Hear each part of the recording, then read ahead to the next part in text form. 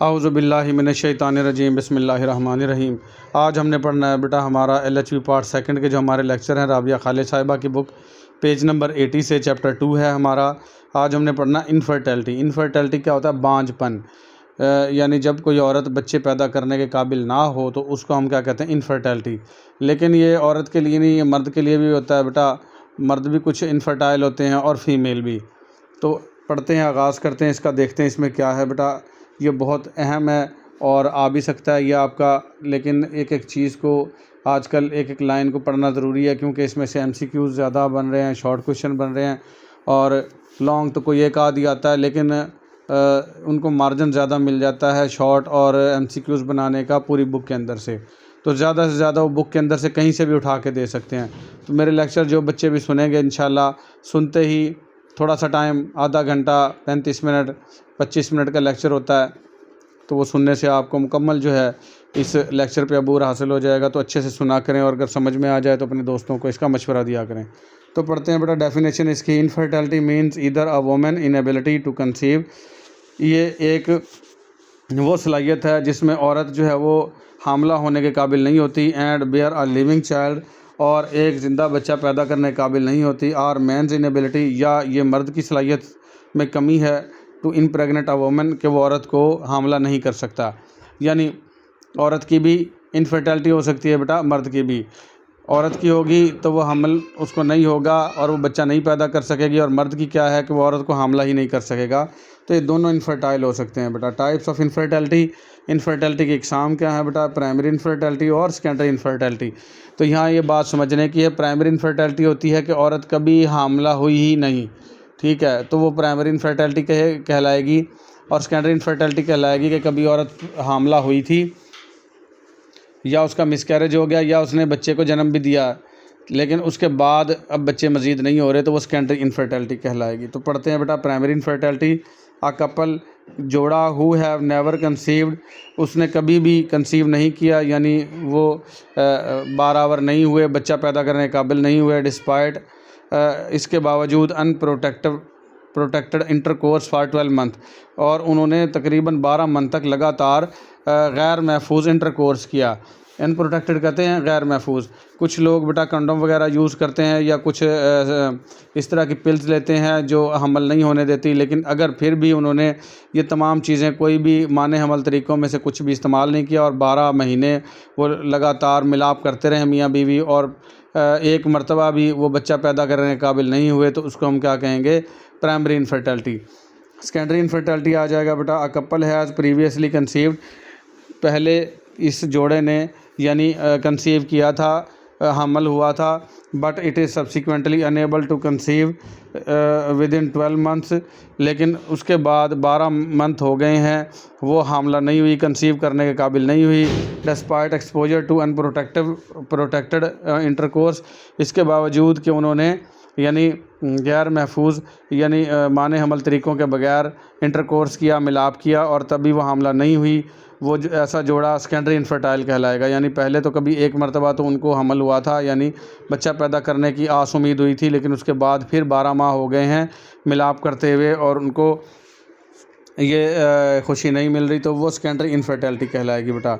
The woman is able to conceive but unable to produce a living child, या औरत जो है वो हामला तो हो जाती है लेकिन वो बच्चे पैदा करने के काबिल नहीं होती, तो इसको भी सेकेंडरी इनफर्टिलिटी कहते हैं, ठीक है। स्पेसिफिक इन्वेस्टिगेशन, जो ख़ास इन्वेस्टिगेशन है, तरीक़ाकार हैं जिससे पता चलाया जा सकता है कि ये मेल या फीमेल इनफर्टाइल है, वो कौन कौन से हैं बेटा? द फॉलोइंग स्पेसिफिक इन्वेस्टिगेशन, मंदरजा झेल जो है ख़ास तहकीकात की जाती हैं, आर अवेलेबल, जो कि मौजूद हैं इन द कंट्री, मुल्क में, फ़ॉर इनफर्टिलिटी, बांझपन का पता करवाने के लिए। फ़ॉर मेल, मर्द के लिए कौन से हैं? सीमन एनालिसिस, मर्द की मनी ले ली जाती है बेटा और उसको तज्जिया करवाया जाता है माइक्रोस्कोप के नीचे कि आया इसमें स्पर्म कैसे हैं, आया कि इसके स्पर्म में जो है वो औरत को हमला करने की सलाहियत मौजूद है भी या नहीं है। तो कई किस्म, 2-3 किस्में होती हैं बेटा स्पर्म की। कुछ होते हैं डेड यानी मुर्दा स्पर्म, कुछ होते हैं स्लगिश यानी सुस्त, एंड कुछ होते हैं एक्टिव, ठीक है। जो एक्टिव होते हैं वो बच्चा पैदा करने के काबिल होते हैं। तो सीमन एनालिसिस में माइक्रोस्कोप के नीचे ये तीनों कैटेगरीज़ देखी जाती हैं, ठीक है। फिर आ जाएगा वैसोग्राम। वैसोग्राम जो होता है बेटा कुछ मर्दों की जो नालियां हैं जिसको वास डेफरेंस कहते हैं, जो टेस्टिस से स्पर्म को लेके जाती है उसमें रुकावट होती है, तो उसका पता लगाने के लिए एक्सरे का सहारा लिया जाता है, तो उसको हम क्या कहते हैं, वैसोग्राम। ये थे मर्द के दोनों टेस्ट। तो ये मारूजी बन सकती है बेटा मर्द के कौन से टेस्ट हैं इनफर्टिलिटी के लिए, तो आपने बताना सीमन एनालिसिस और वैसोग्राम। फिर आ जाएगा फॉर द फीमेल, औरत के लिए कौन कौन से टेस्ट हैं बेटा, ओव्यूलेशन टेस्ट। ओव्यूलेशन टेस्ट करना है अब इसका एग बन भी रहा है या नहीं, such as basal body temperature, जैसा कि जिस्मानी दर्जा हरारत का तरीका। ये बेसल बॉडी टेम्परेचर होता है बेटा फीमेल का उन डेज़ के अंदर जब एग रिलीज़ होना होता है, और मोस्टली ये 14 यानी 13, 14, 15 डेज़ जो है हम मेंसेस के दरमियान, मेंसेस आने के बाद ये 13वां 14वां या 15वां दिन ये होता है जब उसका एग रिलीज़ होता है, तो उस दौरान फ़ीमेल का जो बॉडी टेम्परेचर है वो बढ़ चुका होता है, तो इसको बेसल बॉडी टेम्परेचर कहते हैं। टू डिटेक्ट ओव्यूलेशन, तो इससे पता चलता है कि इसको एग आ रहे हैं या नहीं। तो पहला तरीका तो ये है बेटा बेसल बॉडी टेस्ट वाला, फ़ीमेल की फर्टिलिटी चेक करने का। दूसरा है हिस्टोपैथोलॉजिकल एग्जामिनेशन।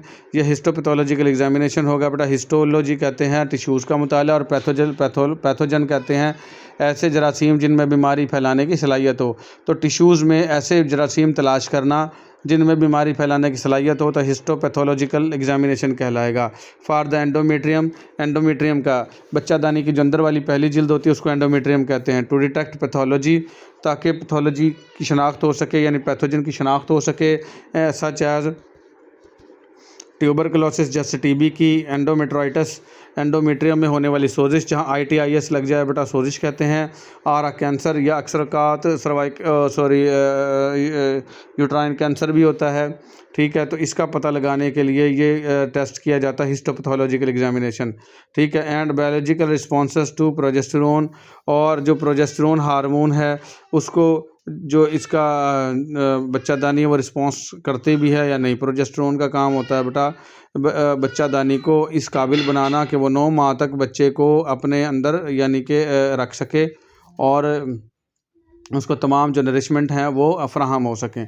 तो ये तमाम चीज़ों के लिए कौन सा टेस्ट करवाया जाएगा, हिस्टोपैथोलॉजिकल एग्जामिनेशन। फिर आ जाएगा डायलिटेशन एंड क्यूरेटिज टेस्ट, ठीक है। इसके अंदर जो है वो कस्कोस्पेकुलम डाल के वजाइना के अंदर और कुछ मुआयने अंदर से लिए जाते हैं बेटा, इसको क्या कहते हैं, डायलिटेशन एंड क्यूरेटिज, ठीक है। To examine endometrial changes indicating ovulation, तो इसके अंदर हम देखते हैं कि एंडोमेट्रियम में तब्दीलियां आ रही हैं नहीं, जिससे पता चल जाएगा कि ओव्यूलेशन हो रही है, ठीक है। एंडोमेट्रियम जो है बेटा अंदर बच्चादानी की जो अंदर वाली पहली जिल्द है उसको एंडोमेट्रियम कहते हैं। उसने हर 28 दिन के अंदर अंदर तैयार होना होता है बच्चे को यानी कि रिसीव करने के लिए। जैसे ही फर्टिलाइजेशन होगी, एग और स्पर्म का मिलाप फिलोपियन ट्यूब में होगा, तो ये एंडोमेट्रियम जो है वो डेसिडुआ बन चुकी होगी, और ये उसको एम्ब्रियो को जो है वो रिसीव करेगी, और बच्चा यहाँ पे 9 माह स्टे करता है। लेकिन अगर किसी की जो ये एंडोमेट्रियम है वो ठीक से तब्दील नहीं हो रही एग के साथ साथ, तो इसका मतलब है कि वो औरत जो है वो हामला नहीं हो सकेगी। तो इसके चेंजेस को डिटेक्ट करने के लिए डायलिटेशन एंड क्यूरेटिव टेस्ट किया जाता है। फिर tubal potency test through air insufflation, tubal potency test करते हैं, इसमें ना हवा भरी जाती है, वजाइना के रास्ते ना हवा भरते हैं।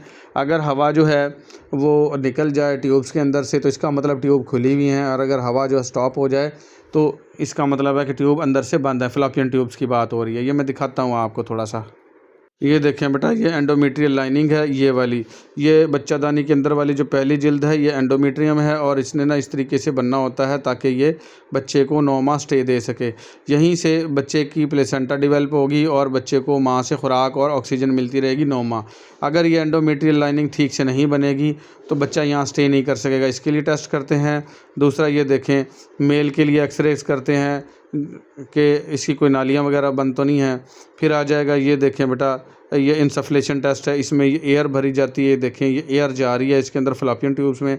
अगर ये हवा बाहर निकल रही है तो इसका मतलब है ट्यूब्स खुली हैं। अगर हवा कहीं से बाहर ना निकले, पेन हो, या ये पेन ना इसका शोल्डर में जाता है, अगर ये कहीं से लीक होगी ना तो वो बंद होगी तो पेन शोल्डर में जाएगा। अगर शोल्डर में पेन जा रहा है तो इसका मतलब है कि ये जो ट्यूब्स जो हैं वो बंद है कहीं ना कहीं से, ठीक है। और अगर ये हवा आगे जा रही है तो इसका मतलब ट्यूब्स खुली हैं। ट्यूब के लिए टेस्ट होता है, ठीक है।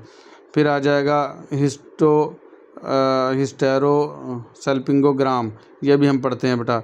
इसके अंदर भी इसी तरह हवा वगैरह भर के और ये टेस्ट किए जाते हैं औरत का जो है वो इनफर्टिलिटी को चेक करने के लिए। ये देखें, इसमें भी ये हवा को फिल किया जा रहा है।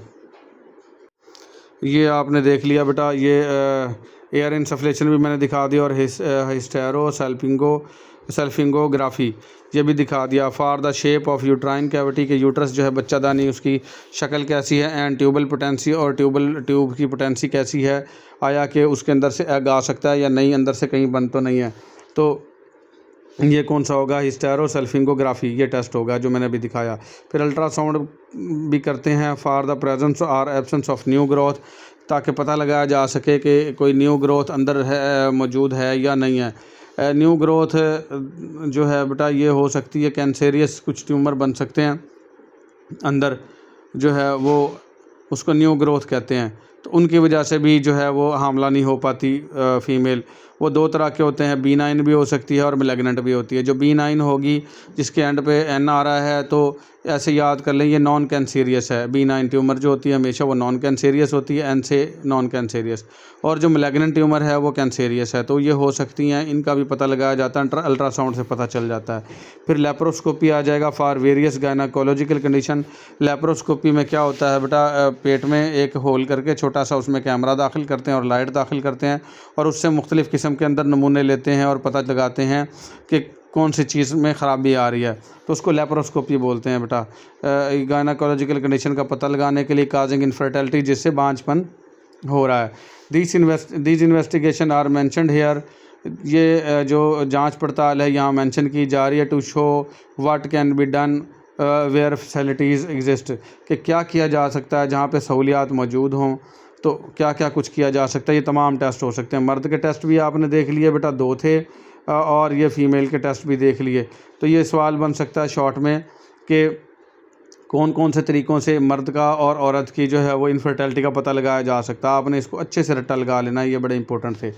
काजेज़ ऑफ इनफर्टिलिटी, इनफर्टिलिटी की वजूहात क्या हैं। काजेज़ इन मेल, मर्द में क्या हो सकती हैं। फ़िज़िकल काजेज़, फ़िज़िकल कहते हैं तभी जो ज़ाहरी तौर पे नज़र आ रही हैं वो वजूहात। इसमें सीमन एबनॉर्मेलिटीज़ हो सकती है, यानी उसका जो सीमन है, मनी है, वो उसमें ऐसे जो स्पर्म है जो बच्चा पैदा करने की सलाहियत रखते हैं वही जो है एबनॉर्मल हैं, यानी डेड हैं या स्लगिश हैं।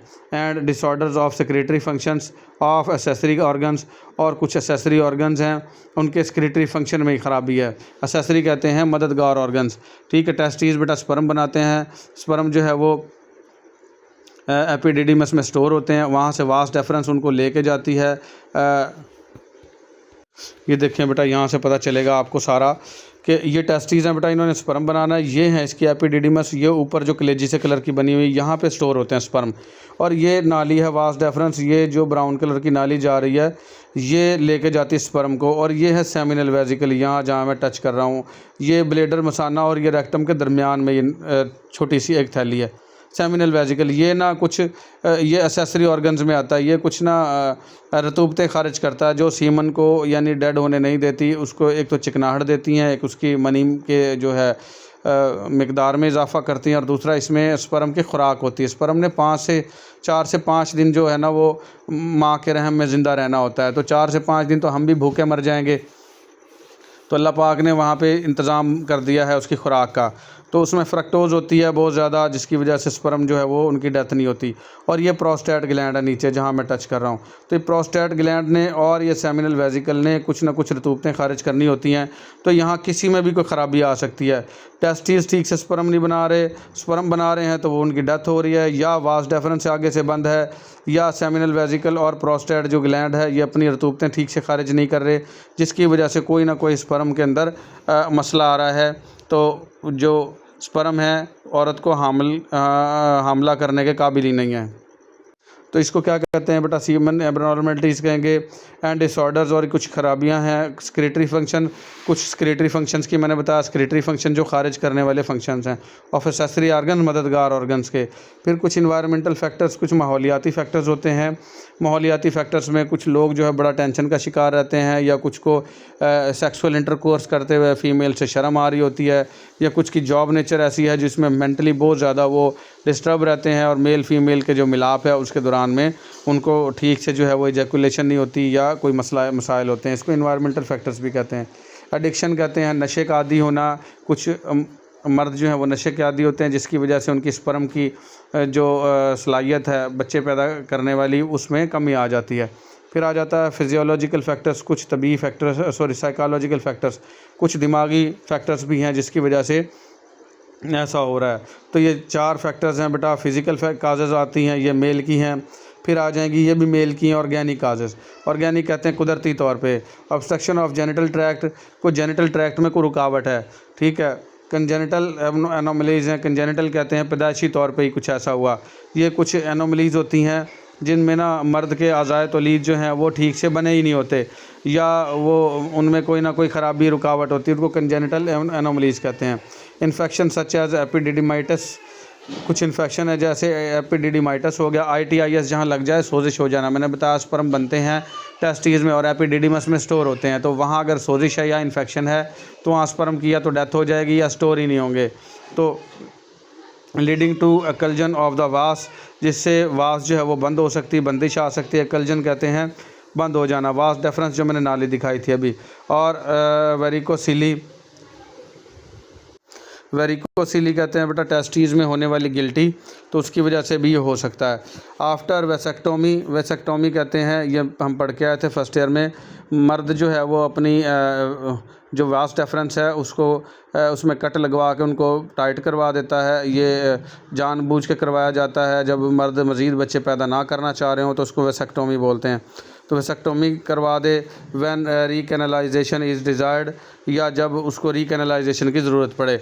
रीकैनलाइजेशन कहते हैं कि एक मरतबा वेसेक्टोमी हो गई तो दोबारा उसको बच्चे पैदा करने की ख्वाहिश हुई तो वो दोबारा अपनी वास डिफरेंस को जुड़वाना चाह रहा है, तो उसको रीकैनलाइजेशन कहते हैं।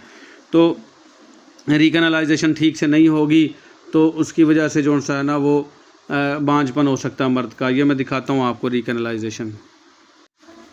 ये फ़ीमेल की भी होती है बेटा और मेल की भी होती है। अगर फ़ीमेल परमानेंट इसको बोलते हैं, परमानेंट जो है वो कंट्रासेप्शन यानी परमानेंट जो तरीके थे माने हमल कंट्रासेप्शन के वो फ़ीमेल में भी थे मेल में भी। फ़ीमेल क्या करती थी, यहाँ से अपनी जो फ्लॉपियन ट्यूब है उसको कटवा के और बंधवा देती थी, इधर से भी और इधर से भी, तो एग पहुँचता ही नहीं था और स्पर्म आ भी जाएँ तो वो फर्टिलाइजेशन ही नहीं होती थी और बच्चा नहीं होता था। लेकिन ये रीकैनलाइजेशन फ़ीमेल की भी हो सकती है और मेल की भी। अगर वो दोबारा चाहें कि हमने बच्चे पैदा करने हैं तो रीकैनलाइजेशन हो सकती है। तो ये देखें, ये दोबारा रीकैनलाइजेशन करके इसको दोबारा से ठीक कर दिया यहाँ से। ये फ़ीमेल का हो रहा है और ये मेल का। मेल क्या करता था, ये अपनी वास डिफरेंस को कटवा देता था, कटवा के और इधर बांधता था ताकि स्पर्म जो है वो आगे जाए ना, अकेला सीमन जाएगा और उसमें स्पर्म नहीं होंगे, बच्चे पैदा ही नहीं होंगे। लेकिन अगर दोबारा उसको जुड़वा दे तो उसको क्या बोलते हैं, रीकैनलाइजेशन। तो ये फ़ीमेल की भी हो सकती है, मेल की भी हो सकती है रीकैनलाइजेशन। तो वेसेक्टोमी जो होती है मर्द की होती है बेटा। ये मर्द की बातें हो रही हैं, इसलिए जब वो उसको रीकैनलाइजेशन की ख्वाहिश हुई तो उसके फिर जो है वो ठीक से रीकैनलाइजेशन नहीं हुई तो बच्चे पैदा नहीं हुए। ये थे मर्द की जो बेटा वजूहात। दो तरह की पढ़ी हमने, एक फ़िज़िकल काजेज़ पढ़ी और ऑर्गेनिक काजेज़ पढ़ी। शॉर्ट में आ सकता है इनफर्टिलिटी की मेल की और फीमेल की जो काजेज़ हैं वो बताएं तो आपने ये लिख देनी है। फिर आ जाएगा systemic causes.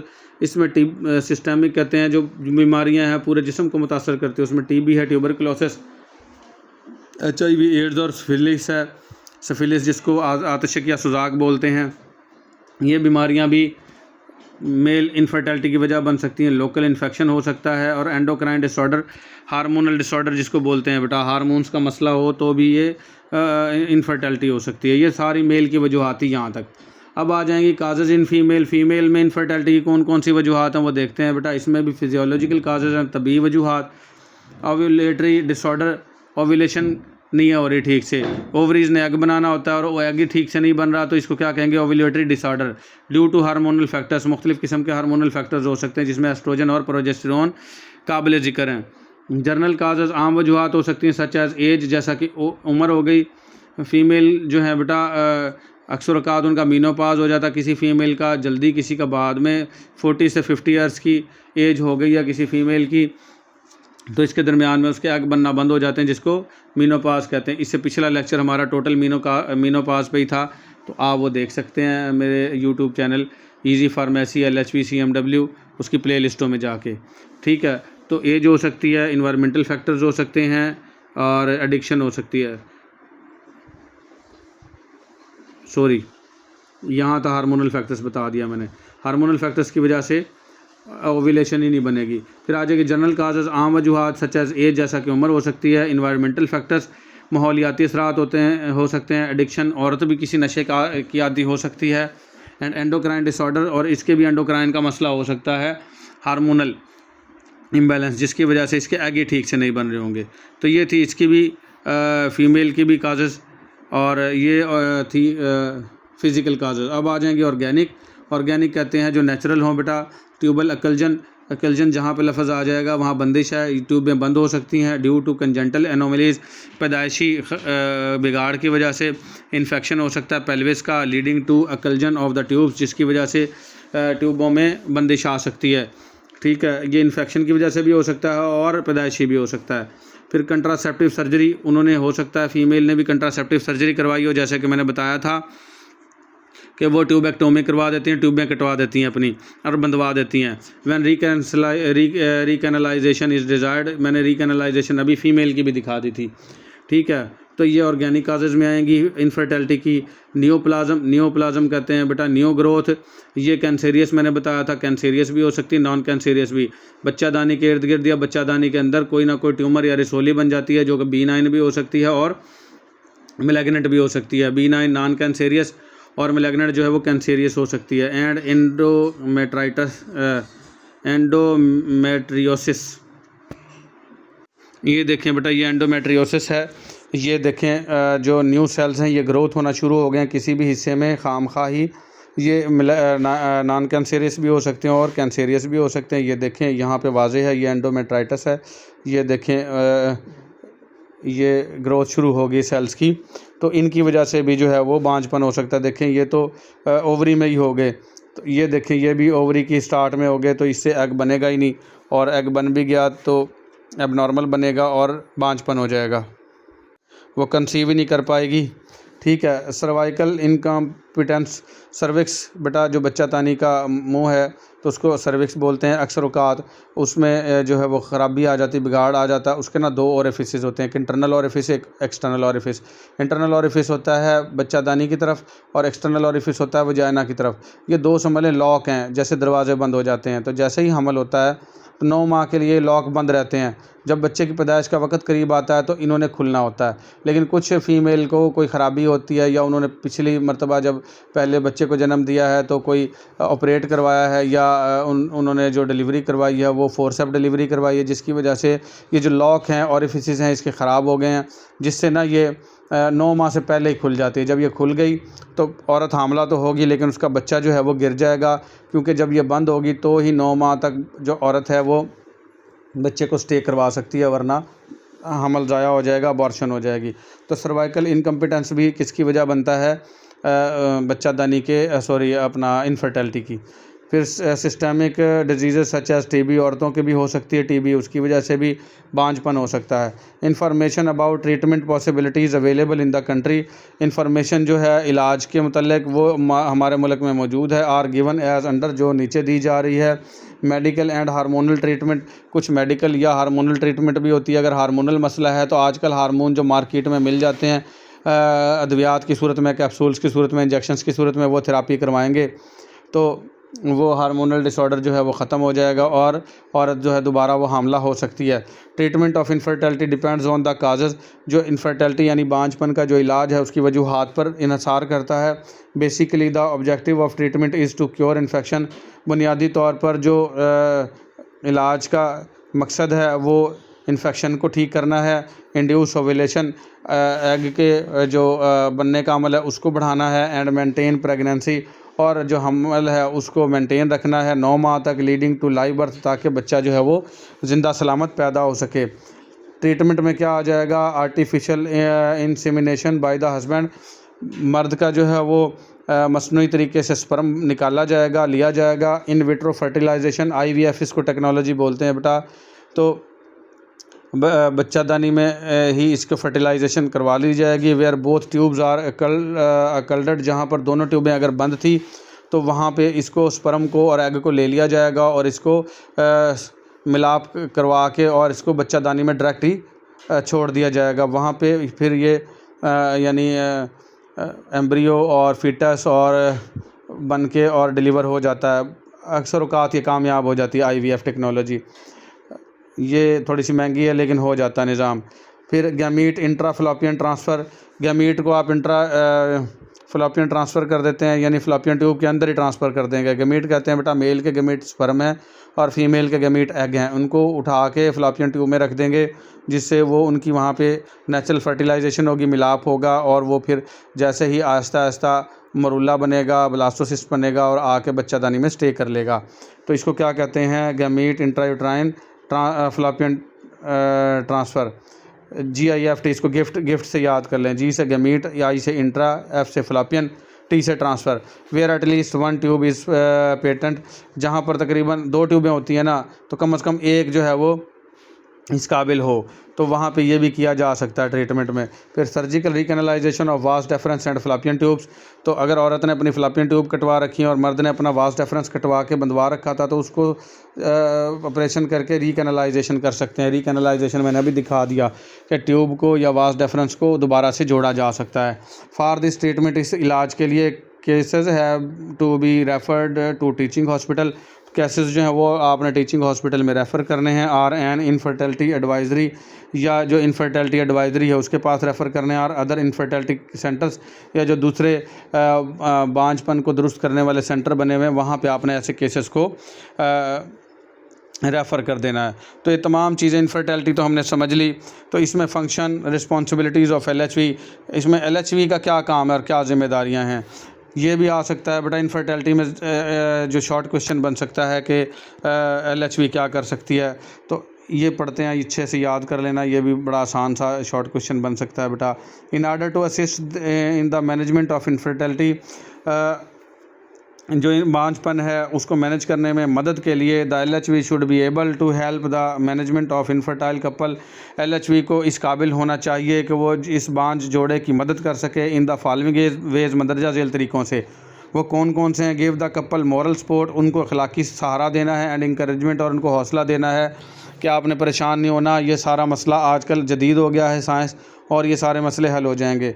Educate the couple, जो जोड़ा है उसको आपने एजुकेट करना है, समझाना है about possible causes of infertility, के जो बांझपन की वजूहात क्या क्या हो सकती हैं। अगर आप ख़ुद अच्छे से सीखेंगे तो आप उधर बता सकेंगे उसको। डू अ थारो फिज़िकल एग्जामिनेशन, उसको मुकम्मल जो है तभी मुआयना करवाना है उसका।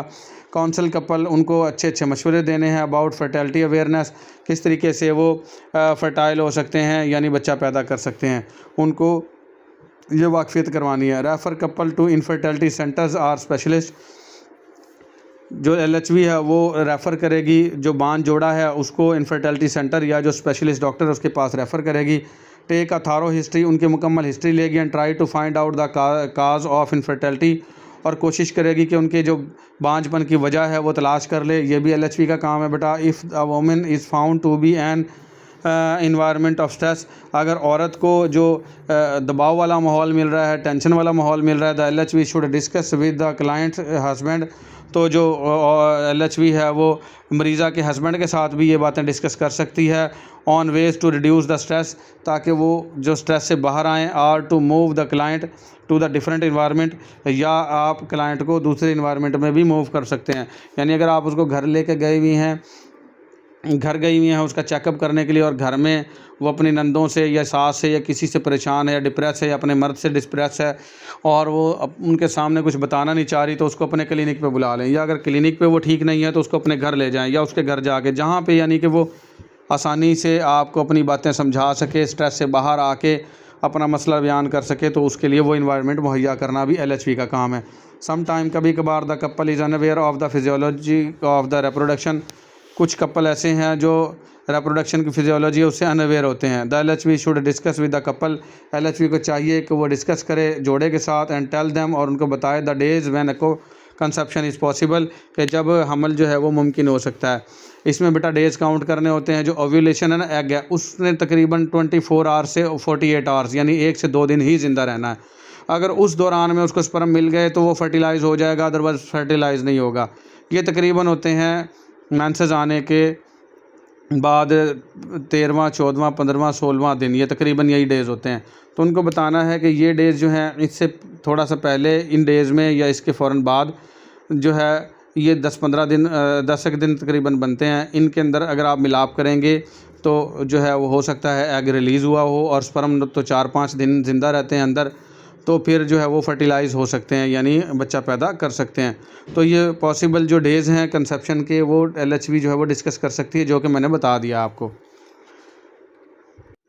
इसी लेक्चर के साथ साथ बेटा छोटी छोटी सी 4 तारीफ़ें हैं वो हम देख लेते हैं, ताकि अगला जो टॉपिक है वो हम नया स्टार्ट करें। रेप आ जाएगा। रेप जिसको ज़ना कहते हैं बेटा, जो मेल फीमेल की मर्ज़ी के ख़िलाफ़ भी हो सकता है और मर्ज़ी से भी हो सकता है। यानी अगर एक मर्द औरत के साथ जो उसकी बीवी ना हो तो वो सेक्सुअल कॉन्टैक्ट करेगा तो उसको रेप बोलते हैं।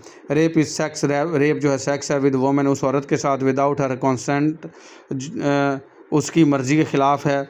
If man has sex with a women, अगर मर्द ने सेक्स कर लिया किसी औरत के साथ, when she does not agree, जब वो एग्री नहीं थी, दैट इज़ रेप, ये भी एक रेप है।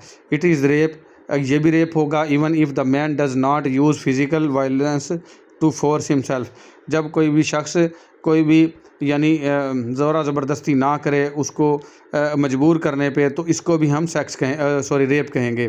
ठीक है। ऑन द वोमेन, औरत के ऊपर कोई भी उसने फ़िज़िकल वायलेंस नहीं की। फ़िज़िकल वायलेंस कहते हैं मारपीट करना। मारपीट ना भी की फिर भी उसने मिलाप कर दिया, मिलाप किया, सेक्स किया, तो वो भी रेप में आएगा। ठीक है। इट इज़ रेप, ये भी रेप होगा। Even if the women does not have cuts on and bruises, अगर औरत को कोई कट नहीं लगे या नील नहीं पड़े हुए, ब्रूजेस कहते हैं नील, तो भी ये रेप कहलाएगा।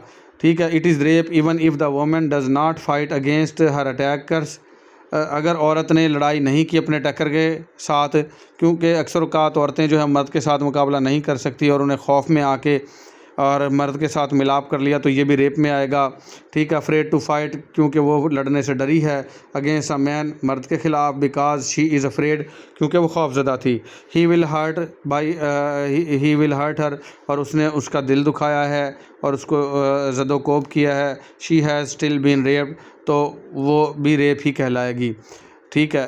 तो ये तमाम कंडीशंस जो भी हैं, अगर इसमें से कोई भी ऐसा काम कर दिया तो वो रेप में आएगा, ये जहन में रखना है। तो LHV को ये बातें इसलिए बताई जा रही हैं कि अक्सर केसेस आ जाते हैं उसके पास जो कि इलीगल होते हैं, तो आपने ऐसा रिस्क नहीं लेना। आपने कहना भाई आप जाओ डॉक्टर के पास जाओ, पुलिस में कॉल करो, मुझे कम से कम इस मामले में मत घसीटो, खामखा मेरा जो है वो काम ख़राब ना करवा देना। फिर मैरिटल रेप होते हैं, शादी तो कर ली थी लेकिन रुखसती नहीं हुई या इस तरह कुछ सीन था। ठीक है। तो फिर मिलाप कर लिया, तो ये रेप नहीं कहलाएगा, इसको मैरिटल रेप कहेंगे। सेक्सुअल इंटरकोर्स कर लिया, मिलाप कर लिया विद इन मैरिज, जब वो शादीशुदा थे जोड़े। ठीक है। Is excluded from the definition of rape, इसको हम रेप की डेफिनेशन से बाहर निकालेंगे इस काम को।